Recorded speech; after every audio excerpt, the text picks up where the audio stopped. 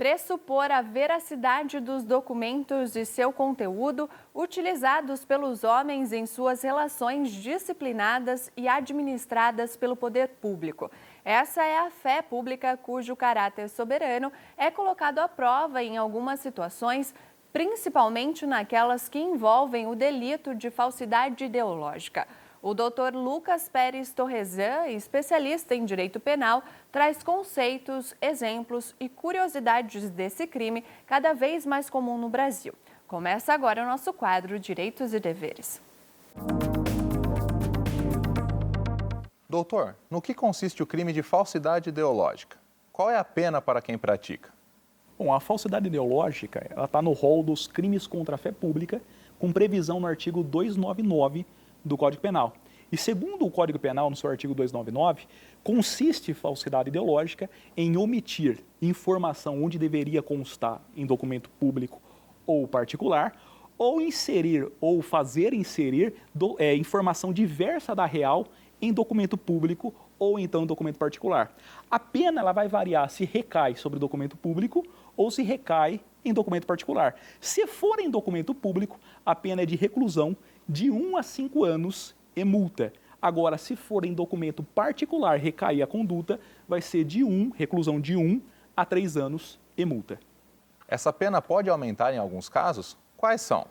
Sim, segundo o nosso Código Penal, ela pode aumentar se porventura for o agente, aquele que está cometendo essa conduta, funcionário público. Diz a lei, no seu artigo 299, se for funcionário público e se ele valer dessa função, a pena vai ser aumentada da sexta parte. Certo. Omitir o que deveria constar ou inserir declaração falsa ou diversa da que deveria ser escrita. O doutor pode nos dar alguns exemplos? Sim. Bom, não só na doutrina, né, na jurisprudência, como no dia a dia, tem inúmeros exemplos que a gente pode citar. Por exemplo, a pessoa que acaba colocando valor diverso do real numa escritura pública. Por exemplo, o imóvel ele comprou por tal valor e ele acaba inserindo aquela informação diversa do que deveria ser colocado. Isso é um exemplo de falsidade ideológica.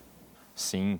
O objetivo do crime é prejudicar direito, criar obrigação ou alterar a verdade sobre fato juridicamente relevante. O que isso significa? Significa que, de alguma forma, com essas informações, ele vai ter algum proveito a respeito disso. É nesse sentido. Certo.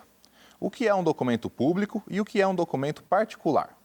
Bom, o documento público, a definição ele até se encontra no artigo 297 do Código Penal e vai ser tudo aquilo que é emanado por um funcionário público ou então, o 297 parágrafo 2º do Código Penal, ele fala justamente dos equiparados a documento público também, os provenientes de entidades paraestatais.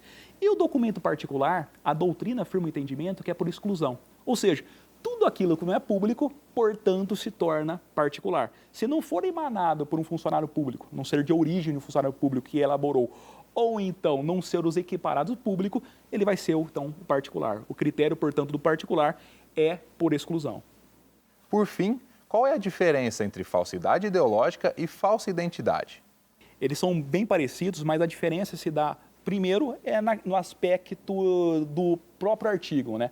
A falsidade ideológica está no artigo 299 do Código Penal e a falsa identidade está no artigo 307.